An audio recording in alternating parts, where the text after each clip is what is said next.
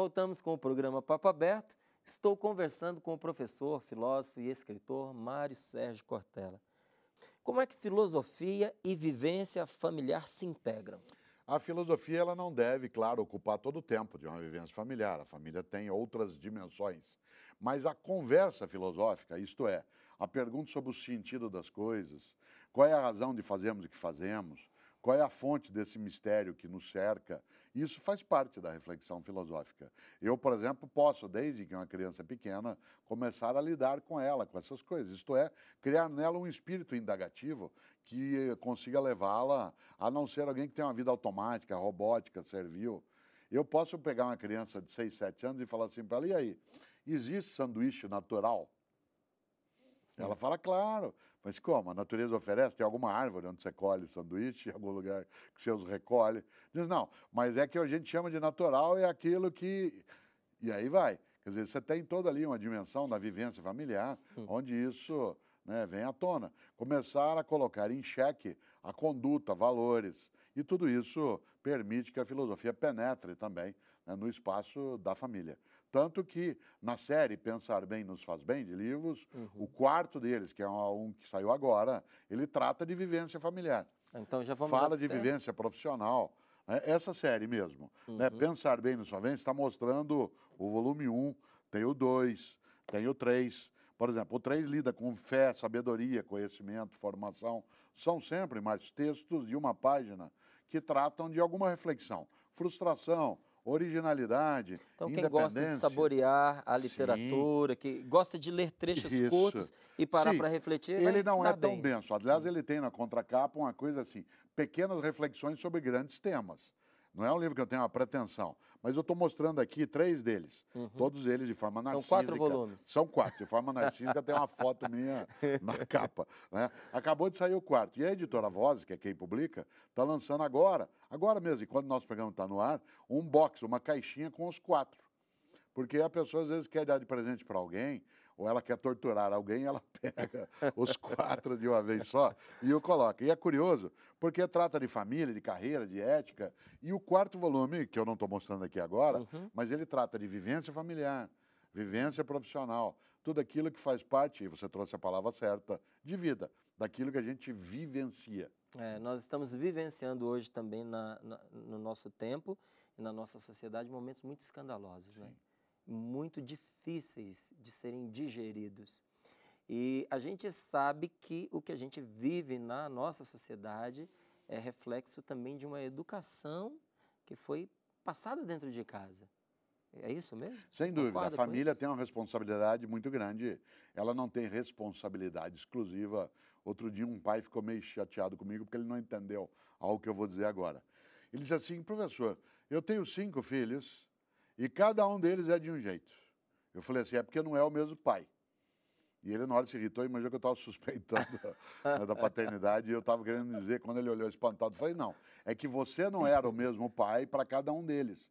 Por quê? Porque você era de um modo na formação de cada um deles. Você não tinha mais idade, no outro menos. Num você estava vivendo uma circunstância. Mesmo que você eduque os 5 filhos do mesmo modo, eles têm a sua liberdade, têm a sua decisão. Uma família precisa criar uma grande base de decência na formação para os filhos, mas eles decidirão depois como farão. Por isso, embora a educação e a família tenham responsabilidade, a família não tem exclusividade nos atos que os filhos terão. Quanta gente foi muito bem formada e degenerou. A gente pode dizer assim, quem sai aos seus não degenera? Nem sempre. Às vezes há, sim, né, uma mudança de rota. O que a família precisa fazer é ser capaz de acolher, né, de respeitar, de procurar buscar e de, principalmente, não admitir, Márcio, uma frase muito perigosa que diz o amor aceita tudo. Ao contrário, o amor verdadeiro é aquele que tem requisitos. A frase verdadeira é porque eu te amo, é que eu não aceito isso de você. É porque eu te amo que eu não quero que você seja vagabundo. É porque eu te amo, pai, que eu não quero que você faça isso. Por isso o amor verdadeiro é aquele que tem exigências. O amor incondicional, ele é leviano, ele é irresponsável. Se você olha, os grandes homens e mulheres que pregaram o amor na terra e na vida, todos eles tinham requisitos. E todos diziam, esse é o pecador, esse é o homem santo. Eu aceito o pecador e quero lidar com ele, mas eu não acho que o pecado pode ser admitido. Nessa hora, o amor que tem requisitos, ele é aquilo que a família não pode esquecer. Tem muito pai hoje que se sente engolido por aquilo que se tornou comum, não é? E muitas vezes se justifica naquilo que é comum para não fazer o seu papel. Pois é. Não é? Então, às vezes, diz assim, olha, hoje em dia todo mundo faz isso, é difícil, eu como pai, no meio de tantos pais que aceitam esta situação, ficar contra, enfrentar o meu filho, impedir o meu filho de viver essa experiência, apesar de eu acreditar que ela não seja positiva. Que é uma pena, abre mão de uma responsabilidade da qual não se pode abrir. É. Ter filho dá trabalho. Trabalho de parto não é só na maternidade. Trabalho de parto é pela existência toda. E, nesse sentido, alguém que tem honradez, sabe que dá trabalho, sabe que vai ser um inferno às vezes, sabe que vai perturbar imensamente, mas é um dever ético fazê-lo. Alguém que cria uma família, que tem filhos, que está com eles à sua volta, ou que vai buscá-los e não os cria, que os deixa mal criados, precisa assumir essa responsabilidade. Nesta hora, nós temos que lembrar, né, que essa é uma nossa tarefa. Ela não é só um convite que é feito, ela é uma tarefa. É verdade. Professor, a gente sabe que aquilo que é a educação dentro de casa se reflete na sociedade, era disso que a gente estava falando, mas o contrário também acontece, né? O reflexo social, né? As atividades sociais, essa atmosfera social que nós estamos vivendo, difícil, como eu lhe dizia, ela tem reflexos dentro do nosso lar. Né? Quando a criança é muito nova, depende um pouco da gente para ajudá-las a pensar isso. Né? Mas quando nós temos filhos assim já adolescentes, jovens, eles já têm também o seu juízo sobre o que está acontecendo. Como cultivar a esperança dentro do coração desses jovens por uma sociedade diferente diante desse quadro que nós estamos enfrentando? Porque me parece que quanto mais velha a pessoa, mais desanimada está diante do que vem. Porque viu dando errado muitas vezes. Né? Mas viu dando certo muitas vezes também. Há pessoas que, quando olham a porta, prestam mais atenção na fechadura do que na maçaneta. Há um conselho bíblico antigo, em vez de amaldiçoar a escuridão, acenda uma vela. E alguém que fica só olhando o que deu errado, passa a vida, mas fazendo autópsia da vida. E na vida não pode fazer autópsia, tem que fazer biópsia. Porque a autópsia é só identificar a causa da morte. Não deu certo, não funciona, mas olha que deu certo. E nessa hora se cultiva a esperança num jovem, mostrando a ele que vida é escolha. Vida é escolha. Adão e Eva foram colocados diante de uma escolha, decidindo porque quiseram. A vida é escolha. Não é uma fatalidade, não é um destino em que se manda, você só vai fazer isso. Ao contrário, é escolha. E a escolha pode ser pelo bem feito ou pelo mal feito. Se eu formo pessoas para que elas escolham o bem feito, elas poderão fazer-lhe maior chance.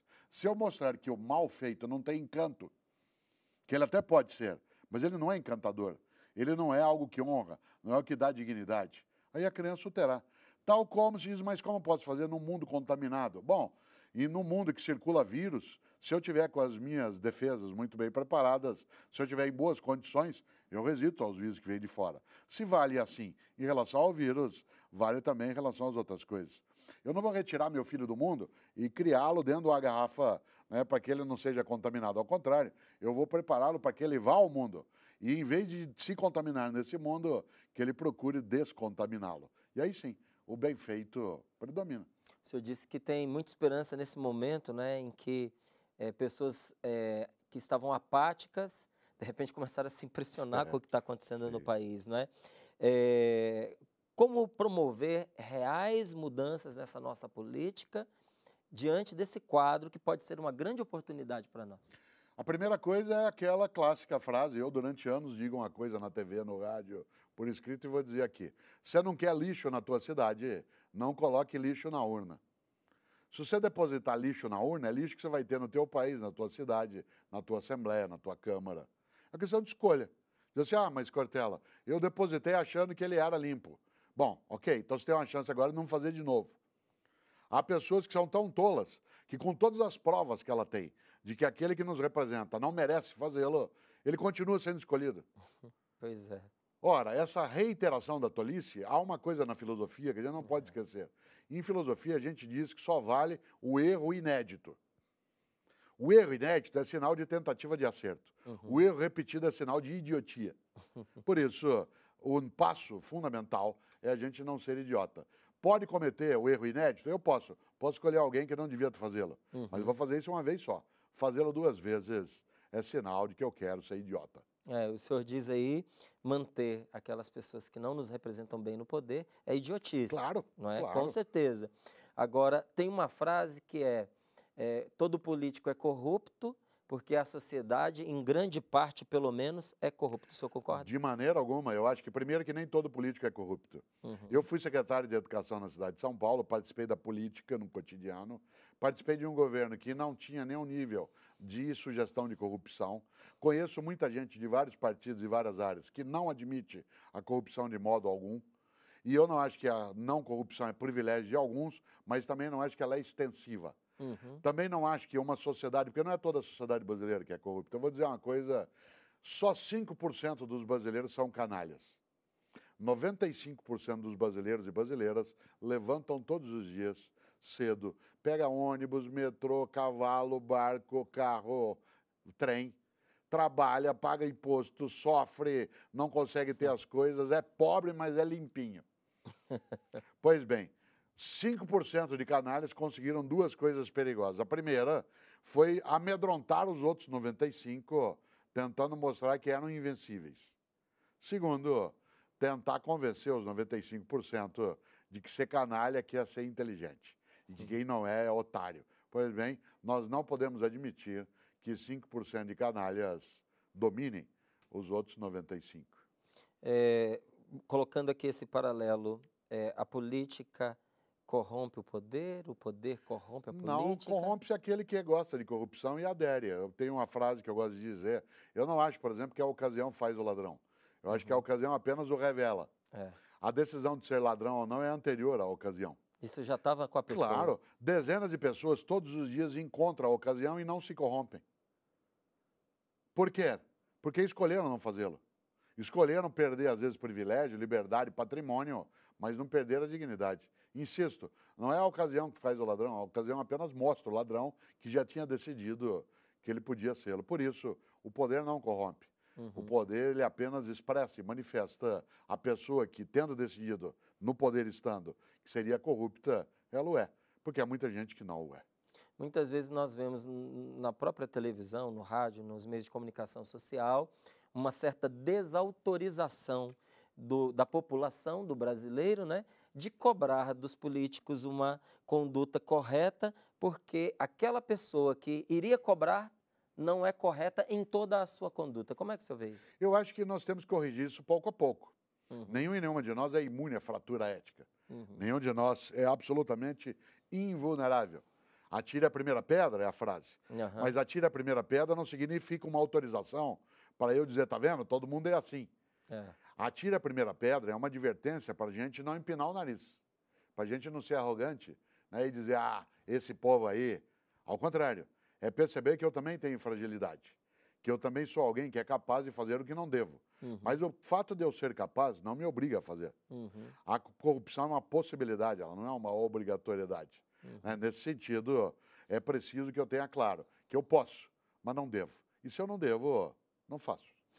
No mundo das oportunidades, há também a questão da sobrevivência, né? Por exemplo, às vezes você vê que as oportunidades aparecem e às vezes nem é a vez daquela pessoa de abraçar essa oportunidade, mas quem está à volta cai sobre ela como um enxame, não é? E você não vê o seu momento chegar. Então, às vezes se nota que algumas pessoas se adaptam à maneira de viver dessa sociedade para terem alguma chance, para sobreviverem. Como é que o senhor entende isso? Eu lembro de um ditado antigo dos nossos avós, que diziam que passarinho que anda muito com morcego acaba dormindo de cabeça para baixo, certo? E a gente se habitua assim. Se habitua ao malefício, ao mal feito, a gente se habitua com o podre. E nesse sentido, há uma questão séria. Nossa sociedade tem que ter mecanismos de fazer com que essa formação de crianças e jovens, de pessoas adultas também, não permita que esse tipo de hábito podre seja dominante.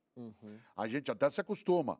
né, a tentar entrar na frente na fila, a gente se habitua a pegar a vaga que não devia, a levar vantagem, mas de que adianta? Está lá no Evangelho de Marcos, de que adianta um homem ganhar o mundo se ele perder sua alma? Essa é uma escolha.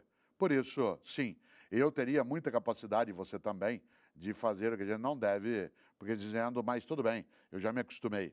Mas nessa hora é que vale a decência, a honra, a capacidade de enfrentar, a capacidade de resistir, de não deixar, como eu dizia antes, apodrecer, né, a nossa decência.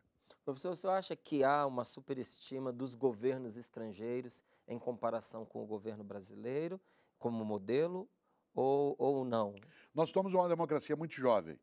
Há muitos países onde a democracia ela existe há 300 anos e, portanto, ela está no dia a dia como parte da vida. Nós não nos habituamos ainda. Nossa democracia não tem ainda 30 anos. Há vários países que são superiores a nós nisso, não são em outras coisas. Por exemplo, o brasileiro é muito solidário. A população brasileira ela é capaz de doação até, né, daquilo que é o próprio recurso. Nós temos uma afetividade muito grande.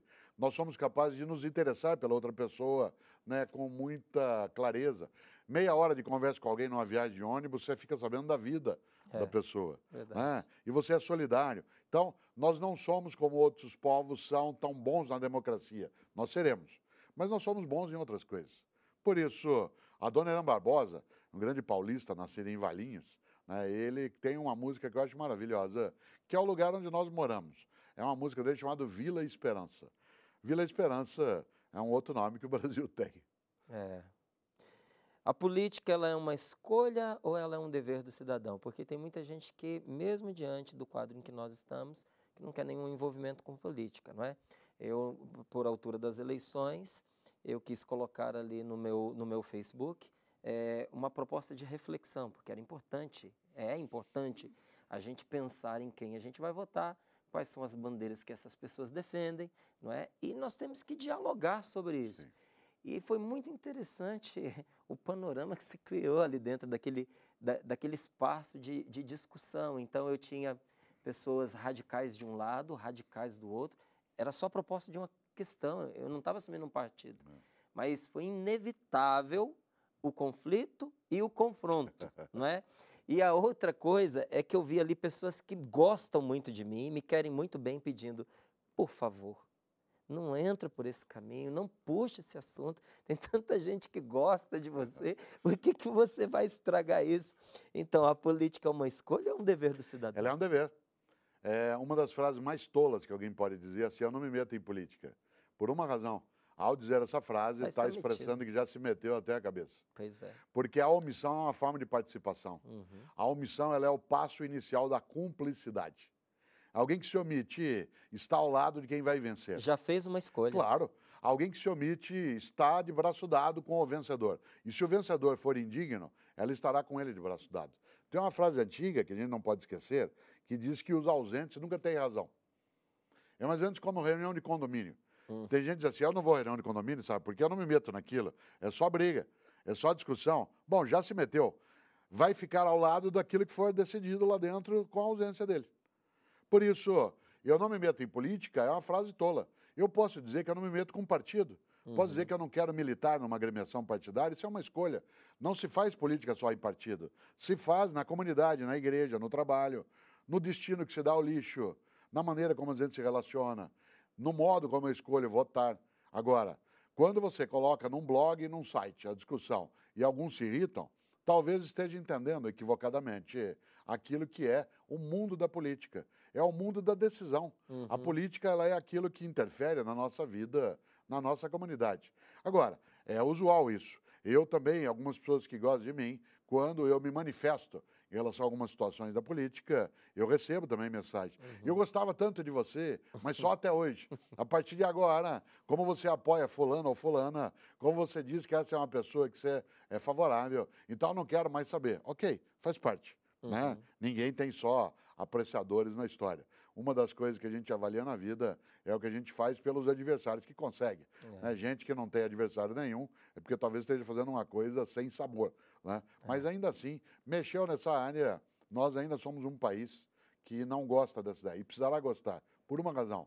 A política é entendida como um encargo. E ela não é um encargo, ela é um patrimônio. Uhum. Ela é um dever nosso, não é só uma escolha. O senhor traçou aí um perfil do brasileiro com várias qualidades muito boas, não é? Em perspectiva política, o que o senhor hoje vê que ainda falta para o brasileiro? Nos falta alegria cívica. Nós temos uma dificuldade muito grande de nos alegrarmos com a necessidade de participar, discutir, escolher. A gente prefere dizer uma frase muito chata, que é: que horror, alguém tem que fazer alguma coisa. Então essa frase, alguém tem que fazer alguma coisa, é colocar isso do lado de fora da questão. E se a gente é parte do problema, tem que ser parte da solução também. E nessa hora, claro, eu acho que o Brasil carece de uma alegria cívica. Isto é, que a gente tome nas nossas mãos aquilo que é nosso dever, que a gente não seja covarde em relação ao que temos que fazer, que a gente discuta, vá atrás, busque. Dá trabalho, é que nem formar filho. Se a gente quer gente boa, nós temos que gastar tempo para formá-la. Se nós queremos um país bom, tem que gastar. Nós estamos nesse caminho. Não estamos tão perto ainda da solução, mas estamos na estrada. Tá certo. Sempre que o senhor vem aqui, os comentários são muito bons, a começar da nossa equipe. Eu sou um fã, gosto muito do senhor, não é? Então, é realmente uma coisa muito boa nós deixarmos indicações para que aqueles que querem continuem a reflexão que a gente começou aqui. E por isso eu gostaria que o senhor falasse um pouquinho sobre essa coleção, né? Esse box que está vindo aí com os 4 volumes de Pensar Bem Nos Faz Bem, a começar do assunto que é mais tratado nesse conjunto. Do que o senhor mais fala aqui? A gente mais fala de 4 temas: filosofia, religião, né, carreira e família. Portanto, aquilo que envolve a nossa circunstância. Agora, o tema mais fundo de todos esses é família. Família. Claro, porque é exatamente aquilo que hoje vive uma certa situação de gravidade. Esse fio percorre os 4 volumes. Percorre todos eles. Agora, no fundo, é uma reflexão que nos ajude a pensar bem. Não é a única maneira de pensar, não é o receituário de como pensar, mas são algumas provocações, né, que mexem um pouco, às vezes perturbam, né, fazem um certo ruído no sossego que de vez em quando a gente tem. E eu gosto dessa coleção, ela nos ajuda, né, não só a uma reflexão, mas também a lidar com aquilo que é o difícil do dia a dia, que é só difícil, né, não é impossível. Por isso, como eu digo sempre, pensar bem nos faz bem.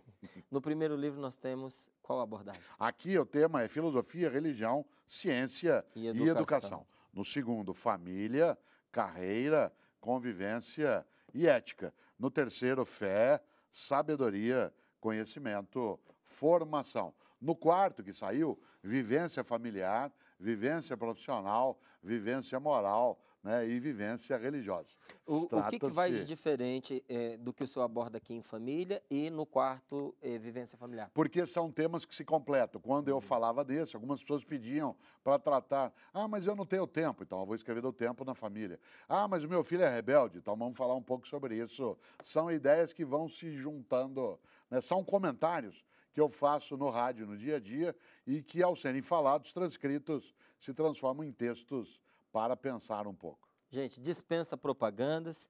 Quero agradecer aqui ao professor Mário Sérgio Cortella, mais uma vez apresentando a você essa coleção. Que bom. Pensar Bem Nos Faz Bem, pela editora Vozes, não é? Nas melhores livrarias de todo o nosso país. Pode-se também entrar no site da Vozes? Claro, com alegria. Inclusive tem uma foto minha na capa que já está mais antiga, né? Vai se poder observar, mas a gente deixa a foto da primeira vez que saiu, né? E como você mesmo lembrou, isso num box, as 4, né, edições, os 4 volumes, numa só caixinha. Serve, sabe para quê? Para amigo secreto também. Porque se você tem um amigo secreto e quer que ele não saiba, né, você vai e mexe com ele um pouco para ele pensar. E aí, claro, pode ajudá-lo. E eu gosto dessa ideia também. Professor. Obrigado, viu? Tenho que apertar aqui a sua mão e agradecer. Com alegria. Muito obrigado. Nós estamos encerrando o programa Papo Aberto de hoje, mas você não pode perder o programa da próxima semana. Sempre uma surpresa para você, não é verdade? Então, semana que vem, eu estou esperando. Deus abençoe você e a sua família.